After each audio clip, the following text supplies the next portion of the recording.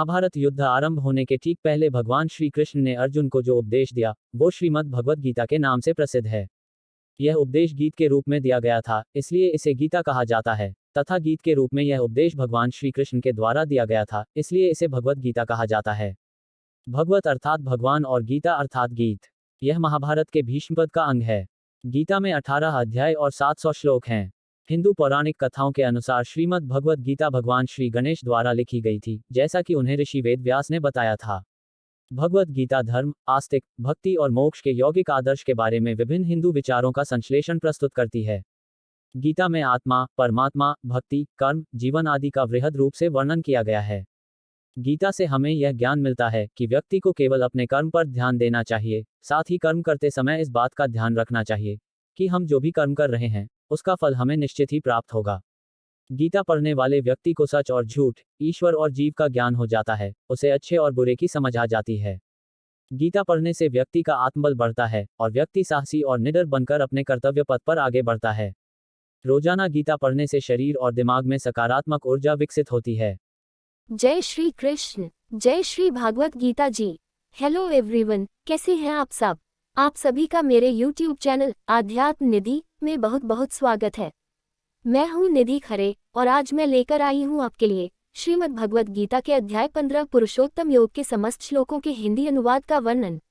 आज के इस वीडियो में आप जानेंगे कि श्री कृष्ण किस प्रकार संसार को उल्टे वृक्ष की तरह बताकर भगवत प्राप्ति के उपायों, जीवात्मा के विषय का विशद विवेचन, प्रभाव सहित परमेश्वर के स्वरूप और अक्षर पुरुषोत्तम के विषय के विशद का वर्णन करते हैं।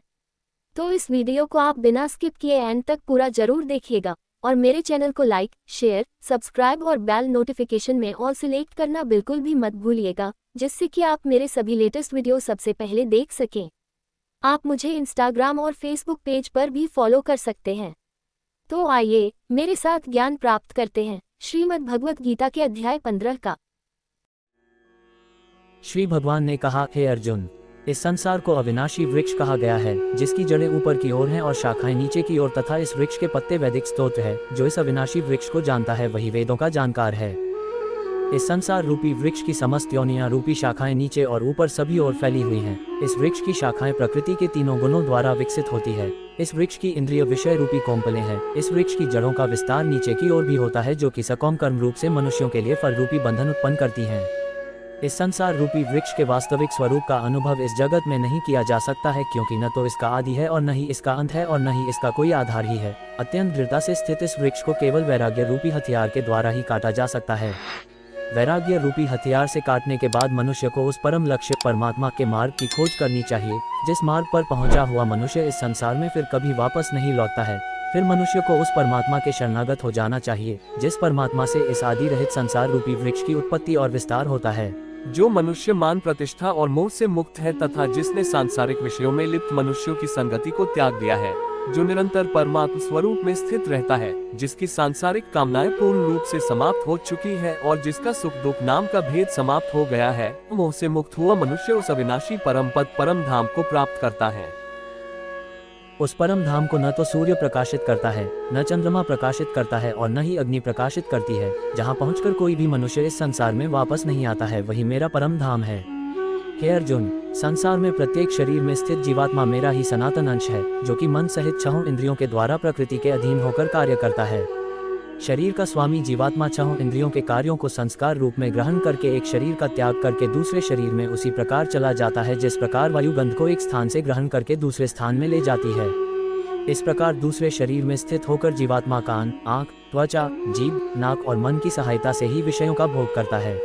जीवात्मा शरीर का किस प्रकार त्याग कर सकती है, किस प्रकार शरीर में स्थित रहती है और किस प्रकार प्रकृति के गुणों के अधीन होकर विषयों का भोग करती है, मूर्ख मनुष्य कभी भी इस प्रक्रिया को नहीं देख पाते हैं। केवल वही मनुष्य देख पाते हैं जिनकी आंखें ज्ञान के प्रकाश से प्रकाशित हो गई हैं।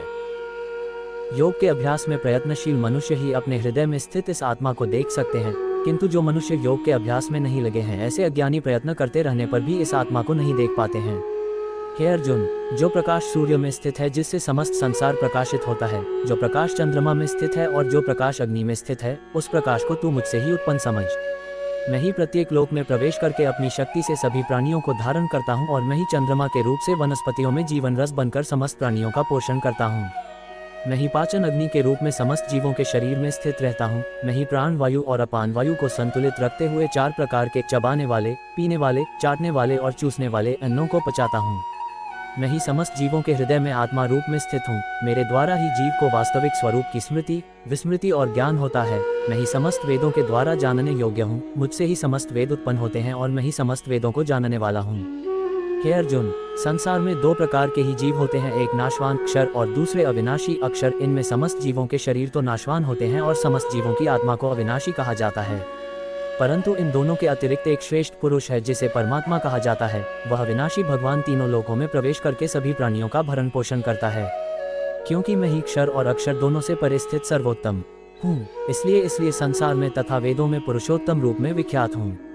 हे भरतवंशी अर्जुन, जो मनुष्य इस प्रकार मुझको संशय रहित होकर भगवान रूप से जानता है, वह मनुष्य मुझे ही सब कुछ जानकर सभी प्रकार से मेरी ही भक्ति करता है।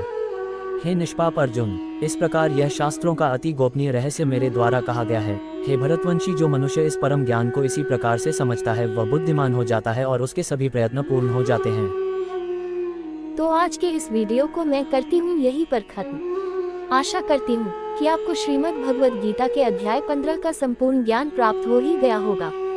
यदि आपको मेरा ये वीडियो अच्छा लगा हो तो इसे लाइक व शेयर अवश्य करें, और यदि आप मेरे चैनल पर नए हैं तो चैनल को सब्सक्राइब करके बेल नोटिफिकेशन में ऑल सिलेक्ट जरूर करें, जिससे कि आप मेरे सभी लेटेस्ट वीडियो सबसे पहले देख सकें।